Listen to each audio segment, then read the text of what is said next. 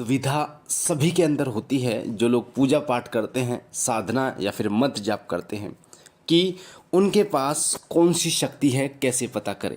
तो आज की वीडियो में मैं आपको ये बताऊंगा कि आप कैसे जान सकते हैं कि आपके पास किस देवी या देवता की शक्ति है। वीडियो को पूरा सुनना ताकि बारीकी से एक एक चीज़ आपको समझ में आए, और इस वीडियो को सुनने के बाद आप ये जान पाएंगे कि आपके पास कौन सी देवी या देवता की शक्ति है।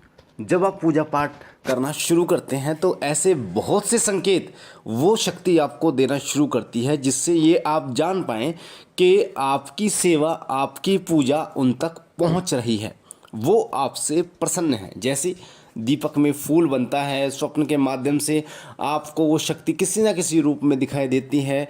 ये बात अलग है कि आप उस शक्ति को पहचान नहीं पा रहे, या फिर आपको कुछ ऐसी चीज़ें दिखाई देती हैं स्वप्न के माध्यम से। जैसे भगवान शिव के सेवक हैं आप, तो आपको बैल दिखाई दे रहा है, डमरू या त्रिशूल इस प्रकार से, या भूतों की सेना आपको दिखाई दे रही है। तो इस प्रकार के जो दृश्य हैं वो स्वप्न के माध्यम से आपको दिखाई देते हैं। और भी बहुत सारे संकेत होते हैं जो आपको बताते हैं कि आपके इष्ट देव आपसे प्रसन्न होते हैं और आपके ऊपर उनकी कृपा है। पर जब बात आती है कि कौन सी शक्ति आपके पास है, तो इसमें सबसे ज़्यादा दुविधा उत्पन्न होती है कि वो कौन सी शक्ति है जो आपके पास है।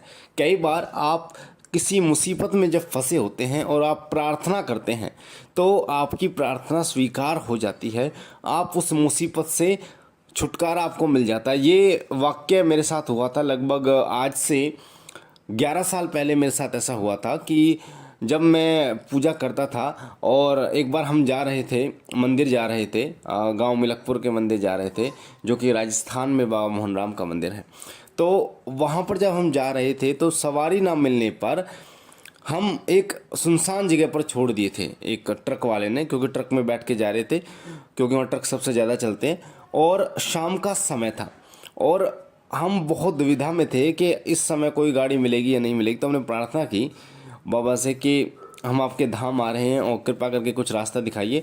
तो आप यकीन मानिए कि मात्र और मात्र 10-1 मिनट लगे होंगे और हमारे ही जानकार की कोई गाड़ी वहाँ पर आई और उन्होंने हमें मंदिर पे ही छोड़ा।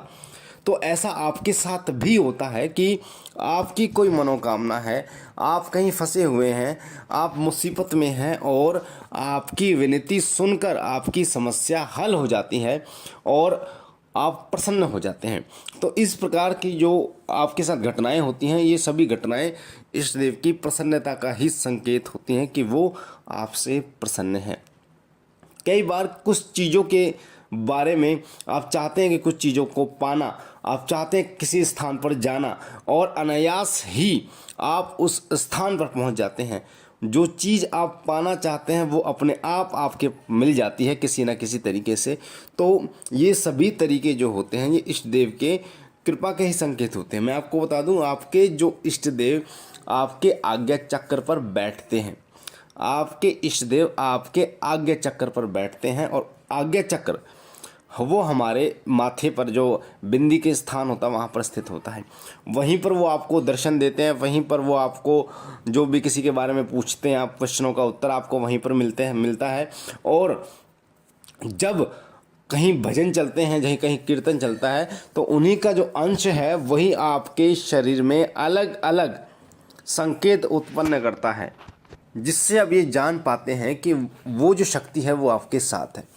जब भी कोई व्यक्ति पूजा पाठ करता है तो एक अंश उस देवी या देवता का एक अंश उन्हें जरूर प्राप्त होता है।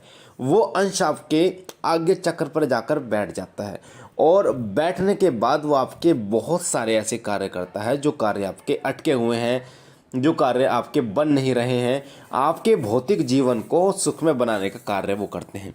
पर जब आप किसी जागरण में जाते हैं, जब आप किसी चौकी पर जाते हैं, जब आप किसी भजन संध्या पर जाते हैं और वहाँ पर कोई भजन चलता है, वो भजन चलता है जिस भजन को जब आप सुनते हैं तो आपके रोंगटे खड़े हो जाते हैं, आपका मन जो है वो आनंदित हो जाता है, आपको झूमने को मन करता है, आपको खुशी अंदर से इतनी खुशी होती है।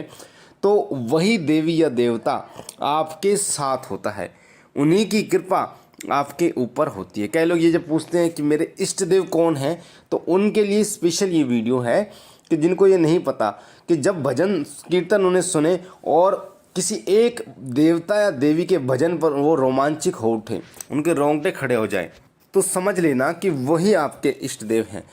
अब मेरे इष्ट देव भगवान शिव हैं। अब भगवान शिव का भजन चल रहा है, भगवान शिव का जब भजन चलता है तो मेरे रोंगटे खड़े हो जाते हैं, मन आनंदित हो जाता है, झूमने को मन करता है। तो ये संकेत है कि भगवान शिव में की शक्ति मेरे पास है।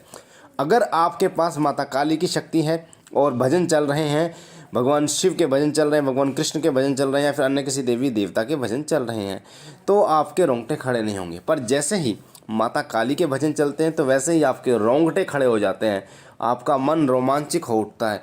तो इसका मतलब माता काली की शक्ति आपके साथ है, क्योंकि जो भी शक्ति, जो भी अंश आपके आज्ञा चक्र पर बैठा होता है, उस टाइम पर जब भजन चलते हैं, उनका नाम लिया जाता है, उनकी महिमा का गुणगान किया जाता है, तो वो एक्टिव हो जाता है, जागृत हो जाता है, जिसके कारण आपके शरीर में अलग अलग संकेत आपको मिलते हैं, जैसे रोंगटे खड़े हो जाना, आपका मन रोमांचित हो जाना, साथ ही आपको उबासियाँ आना, साथ ही आपको कुछ नहीं दिखना, आपको झूमने को मन करना, ये सभी जो शारीरिक कारण आपको होते हैं।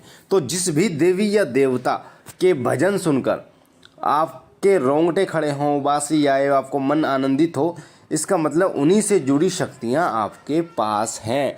कई बार ऐसा भी देखा गया है कि एक देवता जिनसे जुड़े, यानी कि कोई देवता है और उनसे जुड़ा कोई देवता है, उनके भजन सुन के साथ भी आपके साथ ऐसा होता है। जैसे भगवान श्री राम और हनुमान जी महाराज दोनों सेवक और प्रभु का नाता है, तो भगवान हनुमान जी के भजन सुनते हैं तब भी आपके साथ ऐसा होता है, और भगवान राम के भजन सुनते हैं तब भी आपके साथ ऐसा होता है। तो ऐसा भी होता है। तो आप हनुमान जी की शक्ति आपके पास है, तो राम जी के भजनों से भी आपके साथ ऐसा होगा।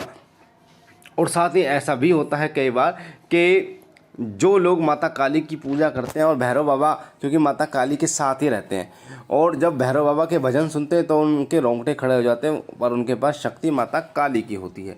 तो इस प्रकार से आप पहचान सकते हैं कि आपके साथ कौन सी शक्ति है, और फिर आप उस शक्ति की उपासना कर सकते हैं, उस शक्ति की जो भी साधना पूजा पाठ कर सकते हैं, जिससे उनकी कृपा और ज़्यादा आपको प्राप्त हो जाए। तो मुझे आशा है ये जानकारी आपको पसंद आई होगी। अगर आप पहली बार हमारे चैनल पे हैं, शिव कृपा परिवार से जुड़ने के लिए वीडियो को लाइक कीजिए, शेयर कीजिए, साथ ही वीडियो के नीचे जो लाल कलर का बटन है सब्सक्राइब का, उसे दबा के चैनल को सब्सक्राइब कीजिए, ताकि पूजा पाठ से जुड़ी जानकारियाँ आपको निरंतर प्राप्त होती रहें।